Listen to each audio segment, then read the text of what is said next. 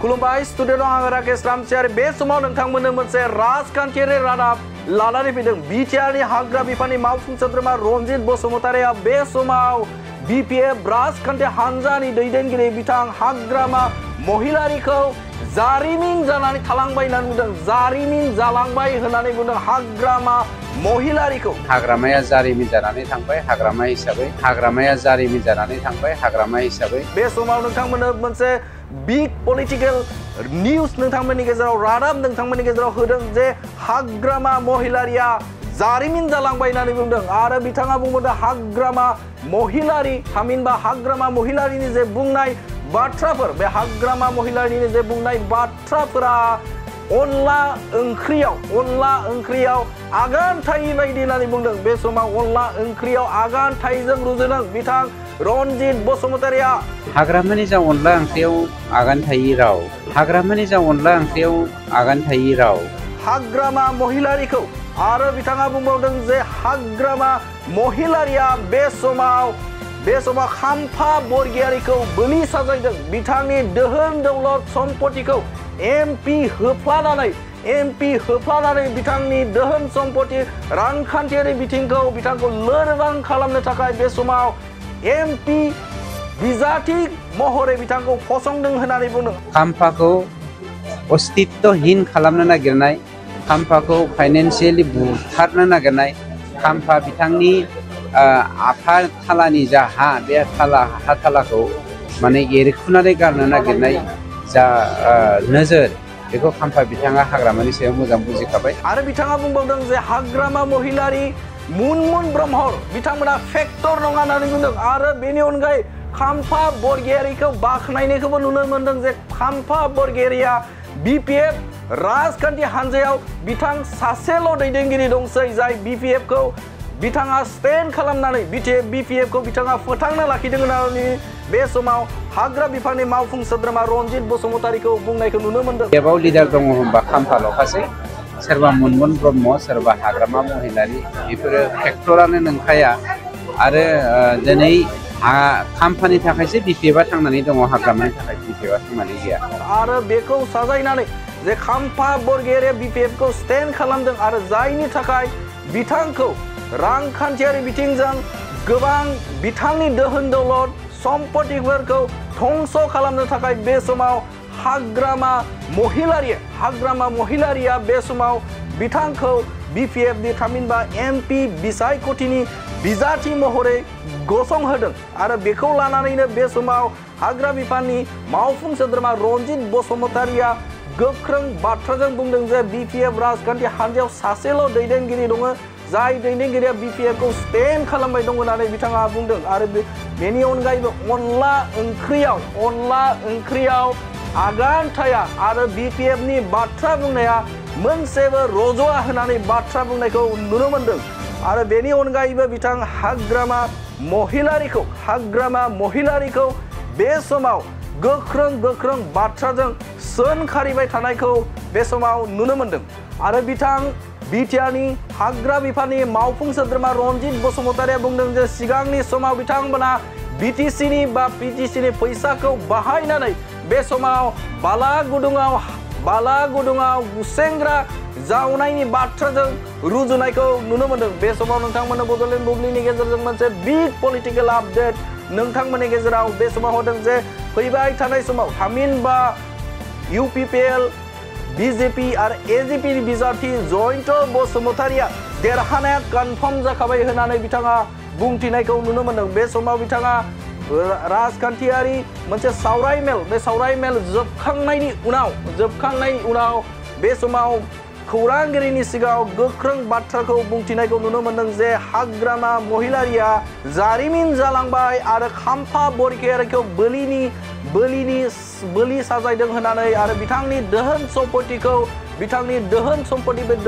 सम्पतिफोरखौ धंस खालामनो थाखायसो बे समाव बिसायख'थि थामहिनबा एमपि बिजाथि महरै फसंदों होननानै गोख्रों बाथ्राजों बेफ्रुसार बिबुंथि होनायखौ नुनो मोनदों बे समाव नोंथांमोननो पलिटिकल आपडेटखौ नोंथांमोननि गेजेराव होबाय गोजोन्थों दिनै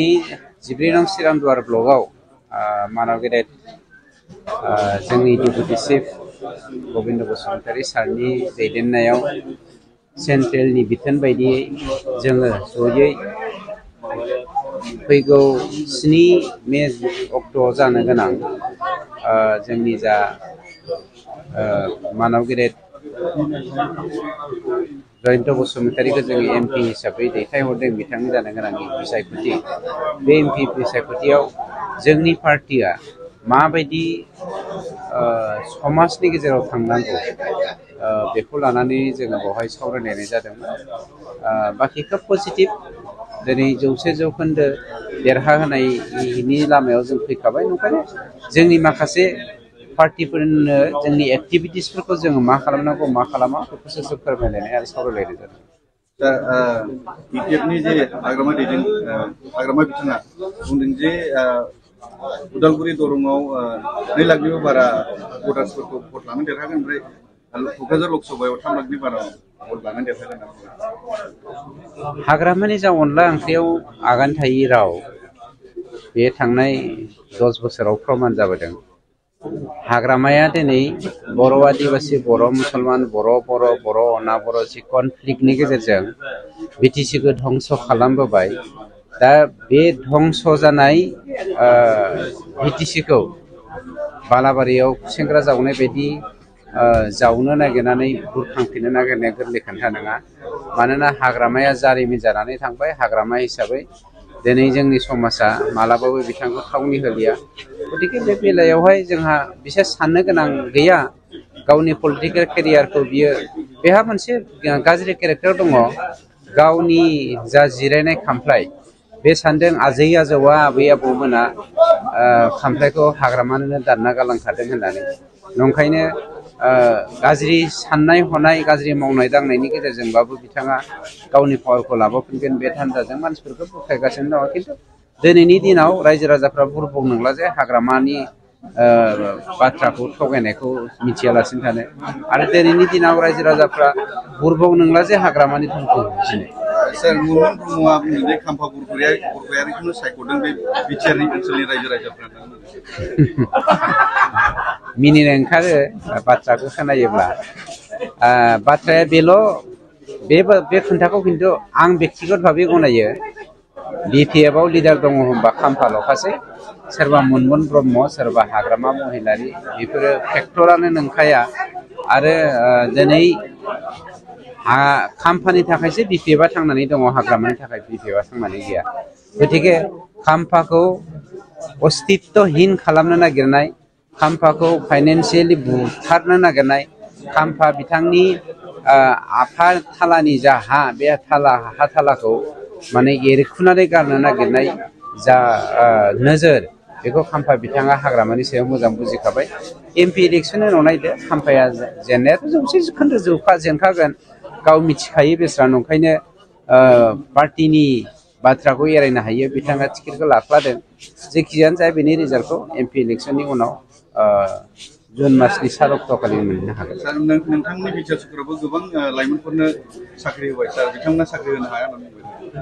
आरो बिथांमोना जोंनो होनोनो नाजायाखैमोन मानोना बिथांमोना सेन्ट्रेल सिलेक्सन बर्डनि सायावबो हाइकर्टआव केस होदोंमोन बेयावबो बिथांमोना गाज्रियैनो जेनदों आरो गोबां केस होदों बिथांमोना अब्लाबो मोनसेयाव बिथांमोना साक्सेसफुल जानो हाखाया जेखियानो जायाथों बिथांमोना जेखियानो होनाथों जोङो दिनैसिम 5,000निख्रुइबो बांसिन मानसिनो साख्रि होबाय आरो गोबां होनो नागिरगासिनो दं बिथांमोना बखिबाय थाथों मा होनगोन मोनसे बाथ्रा भाव दङ मैदेरा गावनि लामाजों थांबाय थागोन साखाथि फाखाथि थानाय सैमाफोरा जेब्लायबो सोंबाय थाखागोन नोंथांमोना गावबा गावनि गथ'खौ सासे राफोद गेलेगिरि खालामनो गोसो दं नामा रायजोआरि हादरारि हादर गेजेर थाखोसिम गेलेगिरि खालामनो गोसो दंब्ला नोंथाङा गोबाव दा खालामसै सासे राफोद रोंखा-राखा गेलेगिरि खालामनो थाखाय नोंथाङा जानजि खाफ्रादो आरो मुं थिसनहैदो चिरां जिल्लानि सिङाव थानाय सोलिफु फोरोंसालि बल्लामगुरि काराटे एकाडेमि फोनांजाब राहा 8720903713 बड' हाउस काराटे एकाडेमि दलाइगाव फोनांजाब राहा 6900451157 बेंटल काराटे एकाडेमि फोनांजाब राहा 9678041226 बिरनगाव काराटे एकाडेमि फोनांजाब राहा 6901 341 656 आरो डालिगाव काराटे एकाडेमि फोनांजाब राहा 8720903713 बैफोर मख'नाय सोलोंसालिनिफ्राय सिगांनिफ्रायनो रायजोआरि हादरारि हादर गेजेरारि थाखोनिफ्राय बान्था मोननो हानाय सोलोंसाफोर मोननो हाबोनाय सोलोंसालि बे मख'नाय फोरोंसालियाव रोंगौथि गोनां फोरोंगिरिया फोरोंथाय होनानै नोंथांनि गथ'खौ सासे राफोद गेलेगिरि सोरजिनायाव मदद आरो जाफुंसार खालामगोन। अब्ला मानोथो गोबाव खालामनो थाबैनो मुं थिसनहैदो।